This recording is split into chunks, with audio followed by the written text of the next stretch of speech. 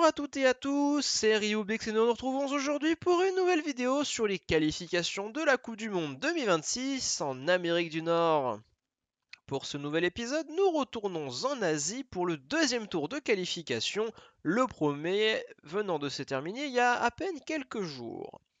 Étant donné que nous avons déjà une dizaine de pays qui nous ont quittés dans la course à la qualif, ils sont désormais moins d'une quarantaine encore en lice dans l'espoir de choper l'un des 8 tickets pour la prochaine Coupe du Monde. Les 36 équipes encore en lice ont été réparties en 4 chapeaux, le chapeau 1 contenant les 9 meilleurs et le chapeau 4 principalement des équipes issues du premier tour. Et l'ensemble de ces équipes ont bien évidemment été tirées au sort en 9 groupes, j'ai failli faire une bêtise, 9 groupes de 4 équipes chacun. Comme d'habitude, chaque groupe prend la forme d'un mini-championnat, des matchs allés, des matchs retour. Au bout de 6 matchs, les 2 meilleures équipes de chaque poule avancent au troisième tour de qualification et au même moment se qualifient pour la Coupe d'Asie 2027 qui aura lieu en Arabie Saoudite. Arabie Saoudite qui prend quand même part à ce tour de qualification, bien qu'il soit le pays hôte et donc déjà qualifié pour la Coupe d'Asie. Parce qu'il faut quand même que cela cherche à se qualifier pour la Coupe du Monde en même temps. Par contre, au même moment, les équipes qui finiront à la 3e et 4e place ne sont pas entièrement éliminées des qualifications.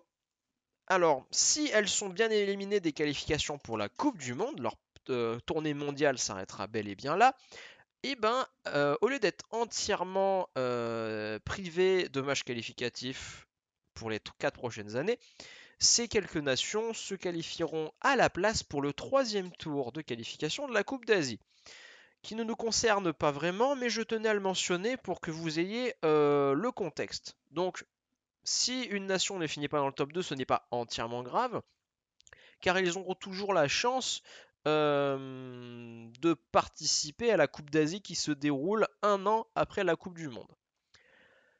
Donc sans plus tarder, passons au prono. Donc le premier groupe, nous retrouvons le Qatar, qui a été le dernier pays hôte, accompagné de l'Inde, du Koweït et de l'Afghanistan. Alors, les champions d'Asie en titre, parce que oui, le Qatar est toujours champion d'Asie en titre, vu que la dernière coupe s'était jouée en 2000, c'était en 2019, je crois bien. 2019, oui. Et ben, le Qatar est toujours. Attendez une minute. 2019, 2023. Ouais, non, la Coupe d'Asie ne s'est pas encore jouée, elle a un an de retard en effet. Donc le Qatar est largement favori pour la qualification au prochain tour, suivi de l'Inde. Et oui, pour moi, les deux favoris sont les deux plus évidents, hein. Le Qatar, une des meilleures équipes asiatiques à l'heure actuelle, et l'Inde qui est quand même sur une pente plutôt positive ces dernières années. Ça va être Il y aura quand même un petit peu de duel avec le Koweït, mais je pense que l'Inde a un meilleur effectif. En général, l'Inde, c'est une équipe qui fait la Coupe d'Asie ces dernières années. Le Koweït, pas forcément, un peu plus limité dans son football déjà par la petite taille du pays. De mémoire, le Koweït n'a que 2 voire 3 divisions, grand max, sur l'ensemble de son territoire. Donc couplé avec une petite population, c'est très compliqué de construire une équipe de football décente sur le plan international. Enfin, l'Afghanistan, qui est historiquement une des nations les plus faibles, mais dont il faut reconnaître la qualification un peu historique du pays au deuxième tour, surtout dans un contexte difficile. Il y a eu des soucis avec leur sélectionneur au premier tour, mais sélectionneur qui ensuite est parti et sans lui, l'Afghanistan a réussi à se qualifier malgré tout. Je pense que l'Afghanistan n'a pas les armes pour passer ce tour de qualification, bien qu'ils soient dans un groupe qui est plutôt ouvert. Donc Qatar et Inde se qualifient pour le troisième tour et la Coupe d'Asie. Le Koweït et l'Afghanistan vont tenter leur chance pour la Coupe d'Asie, tout simplement. Le groupe B, nous retrouvons le Japon, une des meilleures équipes asiatiques de tous les temps, qui par 2 fois aurait pu accéder en quart mais a été malheureux en huitième de finale, accompagné d'une Syrie qui a été prometteuse ces dernières années mais qui est redescendue légèrement dans sa qualité de jeu, suivi de la Corée du Nord et enfin de la Birmanie ou de Myanmar en fonction du nom que vous préférez. Le pays ayant deux noms. Bien évidemment, les Samurai Blues japonais sont les larges favoris, hein, le projet Blue Lock, toi-même tu sais, pour ceux qui ont la ref. Voilà, donc les Japonais, larges favoris pour prendre la première place de ce groupe. Peut-être pas forcément 6 victoires, mais l'équipe peut largement tenter les 6 victoires en 6 matchs. La deuxième place sera un petit peu plus disputée entre la Corée du Nord et la Syrie. Mais vu que la Syrie a joué un football de meilleure qualité, notamment en Coupe d'Asie ces dernières années, et aussi avait presque atteint les barrages intercontinentaux en Coupe du Monde 2018, il y a encore pas mal de joueurs de cette époque qui sont présents dans la sélection. Je pense que la Syrie va s'imposer de peu, mais va légèrement dominer la Corée du Nord et la Birmanie pour choper la deuxième place. Surtout que la Birmanie est dans une situation tendue avec les conflits politiques qu'il y a à l'intérieur du pays, donc très compliqué pour développer une équipe nationale. La Corée du Nord est un pays qui, ces dernières années, avait déclaré forfait à plusieurs reprises dans les différentes qualifications, que ce soit pour la Coupe d'Asie ou la Coupe du Monde. Donc l'équipe nationale n'a plus beaucoup d'expérience, même pour des matchs amicaux. Donc je vois difficilement euh, voilà, les équipes des chapeaux 3 et 4 passer au tour suivant. Alors là, je suis juste en train de chercher le logo de la fédération. Voilà, ici.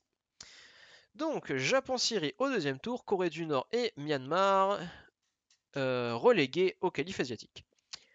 Groupe C qui est déjà bien plus intéressant sur le papier que les deux premiers. Corée du Sud, qui, je le rappelle, a fait des huitièmes de finale sensationnels la dernière Coupe du Monde. Et juste une des équipes les mieux fournies, que ce soit au niveau du championnat ou de l'équipe nationale. La Chine, une équipe qui est en développement, qui investit grandement dans son football et qui, enfin, dans l'espoir de faire une équipe nationale plus compétitive, capable d'atteindre la Coupe du Monde, voire même, rappelons le projet, de la gagner d'ici 2050, suivi de la Thaïlande, qui est une équipe qui a toujours été proche du top 10 asiatique, et enfin Singapour, qui est sur une pente montante et qui aspire de grands espoirs pour la sélection. Bien évidemment, comme pour le Japon, la Corée du Sud est un large favori dans cette poule, bien qu'il y aura de la concurrence. Les Chinois ne sont jamais une équipe facile pour les autres équipes asiatiques. Ces mêmes Chinois que je vois avancer à la deuxième place de cette poule. La Thaïlande et le Singapour ne seront pas à démériter, parce que ce seront des équipes qui sont difficiles sur le papier, même enfin, pour des cadres d'Asie, je parle par rapport au niveau asiatique. Mais cependant, les favoris devraient euh, normalement avancer pour le tour suivant. Alors, je disais la Thaïlande et enfin Singapour éliminé de la qualif pour le mondial. Dans la poule D, nous retrouvons l'Oman, le Kirghizistan, la Malaisie et Taïwan. Officiellement le Taipei chinois au foot, vu que la Chine avait mis une sorte de veto à ce que que l'île utilise le nom Taïwan dans les compétitions sportives internationales. Mais du coup, le Taipei chinois, ça veut dire Taïwan, pour ceux qui ne le savaient pas. Dans cette poule, l'Oman est probablement le favori. Alors le favori inconnu car très peu de monde est au courant de l'existence de ce pays dans le monde du foot, mais au niveau de l'Asie, c'est un pays qui est assez respectable et qui va souvent loin en qualification, hein. Ça a déjà joué les barrages intercontinentaux il y a bien longtemps, il me semble, et pour 2022 et 2018, il me semble que ça avait carrément atteint le troisième tour. Donc c'est quand même une équipe qui a de l'expérience et qui, au niveau de l'Asie, propose un peu de jeu. Donc comme je disais, pour moi, l'Oman est le favori de ce groupe D. Là par contre, où ça va être plus tendu, c'est entre la Malaisie, le Kyrgyzstan et Taïwan. La Malaisie est une nation qui joue souvent le premier tour ou qui a un niveau à peine supérieur aux équipes qui jouent le premier tour en Asie. Taïwan, ça dépend des années, mais c'est une équipe qui a descendu pas mal, notamment avec un championnat professionnel assez pauvre. Seulement 7 équipes dans le championnat local, il me semble. Et par contre, le Kyrgyzstan, s'il y a quelques années, on aurait pu considérer que c'est une équipe pauvre, ils ont eu une légère montée en puissance ces dernières années, notamment en obtenant des résultats assez corrects en Coupe d'Asie. Et je me dis qu'ils peuvent continuer sur cette lancée, en tout cas sur les résultats récents, ce sont parmi les plus capables dans cette poule. Donc je vais donner mon ticket sur le Kyrgyzstan. Alors déjà, on va trouver la Malaisie qui est éliminée. Ensuite, le Taipei chinois, si j'arrive à les retrouver, ils sont ici, donc Taïwan. Et c'est le moment mon moment préféré, c'est le moment où je ne retrouve plus le logo d'une équipe nationale spécifique. Et je vais passer une dizaine de secondes à meubler en espérant la retrouver. Chose que je n'arrive pas à faire. Ah, je pense que c'est eux. Je pense que c'est eux. De toute façon, on va le vérifier tout de suite. C'est bien eux. Alors, passons à la suite. Groupe E, nous sommes déjà à la moitié, mine de rien. Alors, nous retrouvons l'Iran, qui a peut-être une des meilleures attaques de tout le continent asiatique. L'Ouzbékistan, probablement une des meilleures nations du continent qui n'a jamais réussi à se qualifier en Coupe du Monde. Le Turkménistan, une équipe qui est un petit peu surpris en accédant à sa première Coupe d'Asie récemment. Et enfin, un territoire sur la pente montante, comme Singapour, nous retrouvons Hong Kong. Une poule presque à deux vitesses, mais qui n'en est pas moins intéressante sur le papier. Bien évidemment, les Iraniens sont les grands favoris de cette poule, hein. Il n'y a pas grand-chose à dire sur la sélection. Donc je peux déjà les mettre qualifiés au troisième tour. Là où c'est un peu plus intéressant, ça va être le derby Ouzbékistan-Turkménistan. Je ne vois pas Hong Kong accéder au tour suivant, j'en suis désolé. Même si j'aimerais que cette équipe aille plus loin, je doute qu'ils aient le niveau pour se défaire de nations qui ont plus de moyens et de population qu'eux. Mais l'Ouzbékistan-Turkménistan sera vraiment un petit derby sympa pour ce deuxième tour, pour ceux qui suivent le football asiatique. Et je vois bien les Ouzbeks s'imposer, enfin sur la double confrontation, et donc obtenir une qualification pour le tour suivant. Alors l'Ouzbékistan, c'est ce logo-là. Et le Turkménistan, c'est ce logo-ci. Le groupe F, nous retrouvons les Irakiens, le Vietnam, les Philippines et l'Indonésie. L'Indonésie, un des plus grands mystères du football international. Ils ont une population aussi qui est très passionnée de football, hein. C'est l'un des pays les plus engagés au travers du championnat local, avec énormément de groupes d'ultra très bien organisés. Et malgré tout, il n'arrive pas à former une équipe nationale viable sur le long terme, ou même extrêmement compétitif en dehors de la zone d'Asie du Sud-Est. Le Vietnam, pour moi, est le favori et devrait prendre la première place du groupe F, même si ce sera un groupe qui sera dans l'ensemble très disputé, peut-être même l'un des groupes les plus disputés dans l'ensemble de ce tour de qualification. Mais le Vietnam, je pense qu'ils ont les armes à l'heure actuelle pour accéder au tour suivant. Mais la deuxième place, ça pose beaucoup de questions. Entre une Indonésie qui peut être dangereuse, les Philippines qui ont montré quelques bons résultats, notamment en accédant à la Coupe d'Asie, et une Irak, bien que moyenne, reste dangereuse et difficile à jouer dans l'ensemble, il y a beaucoup de scénarios peuvent se produire. Et j'ai beau réfléchir, j'ai du mal à me faire une décision. Donc je pense que ça va jouer à quelque chose comme 1 ou 2 points à la différence de but, mais je vais mettre mon billet un peu difficilement sur l'Irak, mais pour la deuxième place. Du coup, ce qui fait que de facto, je vois les Philippines à la troisième place, et enfin l'Indonésie, si j'arrive à les trouver. L'Indonésie, les voilà, et l'Indonésie à la quatrième place. Le groupe G, alors, beaucoup de drapeaux verts ici. Alors, on commence d'abord par l'Arabie Saoudite, qui, je le rappelle, est le pays hôte de la prochaine Coupe d'Asie en 2027, qui est aussi un candidat pour la Coupe du Monde 2032. Et malgré ce statut, vu que c'est des qualifications communes aux deux tournois, l'Arabie Saoudite participe quand même, parce que il faut bien que l'équipe nationale cherche également à se qualifier pour la Coupe du Monde. Donc peu importe leur classement, cette équipe sera là à la Coupe d'Asie. Et bien évidemment, l'Arabie Saoudite vont se qualifier, hein. Leur championnat investit énormément dans des joueurs étrangers pour améliorer le niveau du championnat, ce qui va sur le court terme, voire le long terme, impacter les joueurs présents localement et légèrement augmenter leur niveau de jeu, ce qui va contribuer de beaucoup à l'équipe nationale qui, au niveau asiatique, était déjà très compétitive. Et la deuxième place va être un peu plus disputée entre la Jordanie, le Tadjikistan et le Pakistan. Alors le Pakistan qui est une des équipes les plus pauvres, pauvres au niveau du jeu je parle, par rapport à l'Asie, n'est pas vraiment un candidat à la qualification. Ils vont sûrement essayer de choper quelques points parce que j'ai entendu dire qu'il s'agissait d'une qualification historique du Pakistan.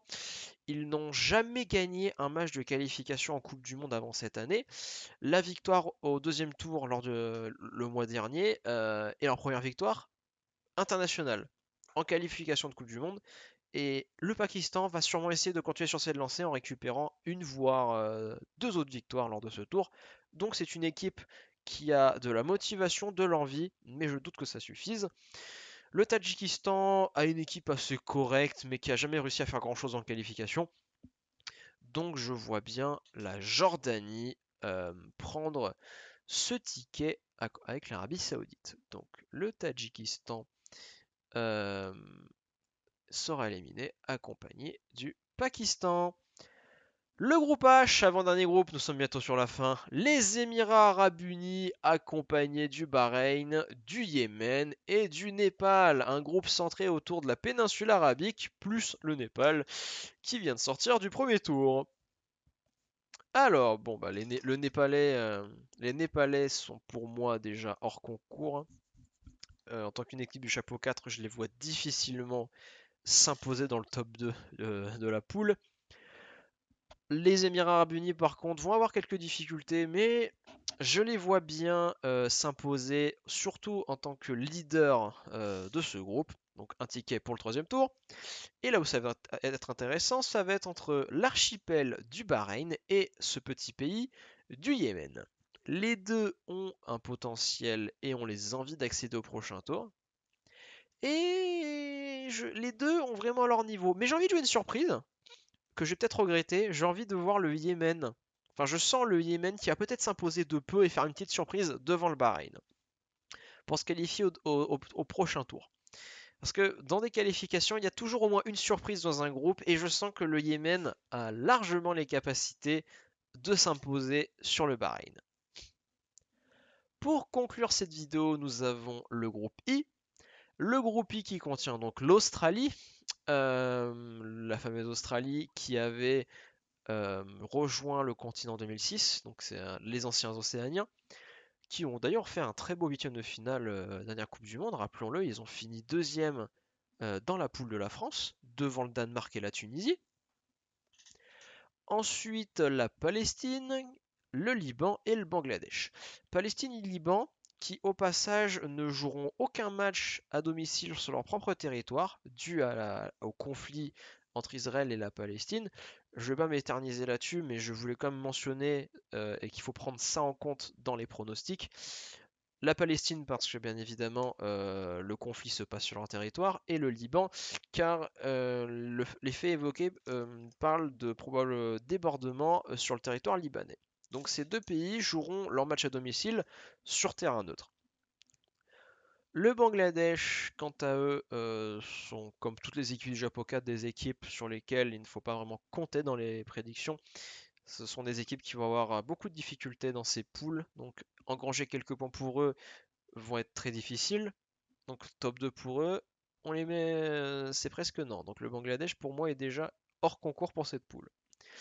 L'Australie à l'inverse c'est le large favori, hein, c'est une des équipes qui a le plus d'expérience à l'international, qui fait quasiment toutes les coupes du monde, donc qui fait même toutes les coupes du monde depuis qu'ils sont en Asie, hein, donc ils se sont imposés comme un cadre de la région.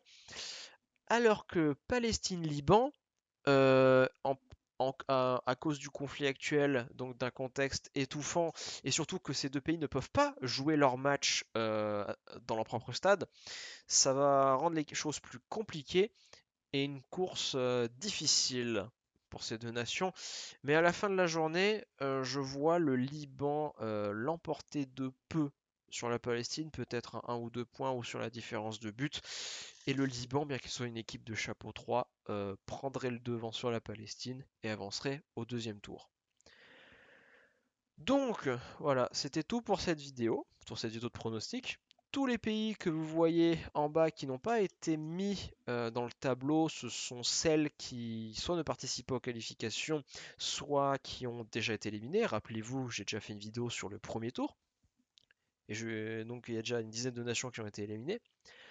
Donc si je devais vous résumer l'ensemble des nations que je vois se qualifier pour le troisième tour des qualifs de la Coupe du Monde, mais en même temps directement pour la Coupe d'Asie 2027, ce serait le Qatar, l'Inde, le Japon, la Syrie, la Corée du Sud, la Chine, l'Oman, le Kyrgyzstan, l'Iran, l'Ouzbékistan, le Vietnam, l'Irak, l'Arabie Saoudite. Il y avait qui d'autre aussi? La Jordanie, les Émirats Arabes Unis, le Yémen, l'Australie et enfin le Liban. Je vous remercie à tous et à toutes d'avoir regardé cette vidéo. J'espère que vous l'avez appréciée et je m'excuse pour la longueur, hein, 20 minutes déjà d'enregistrement. Mais bon, il y avait 9 groupes, il fallait parler un petit peu sur chaque poule. N'hésitez pas à commenter si vous avez apprécié ou même si vous n'avez pas apprécié, de me donner des conseils pour la prochaine fois.